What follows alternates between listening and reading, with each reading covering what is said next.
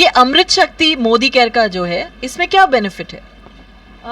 हमें hyper acidity होती है काफ़ी सारे लोगों को, तो अमृत शक्ति वो खाने के बाद ले सकते हैं 2 टैबलेट। उसके अलावा ये एक एक्चुअली अमृत प्रोडक्ट है। अगर आपका सर दर्द दे रहा है तो इसे आप तोड़ के सर में लगा दीजिए, ठीक हो जाएगा। अगर आपको अगेन सर्दी हो रही है तो ये कैप्सूल को स्टीम ले सकते हैं, ठीक हो जाएगा। आप ट्रैवल कर रहे हो और आपको जो है उल्टी जैसा फीलिंग हो रहा है, तो आप अमृत शक्ति यूज़ कीजिए। तो एक बहुत ही अच्छा आयुर्वेदिक प्रोडक्ट है, जो मेरे ख्याल से रैना जी हर घर में रहना चाहिए। Very good.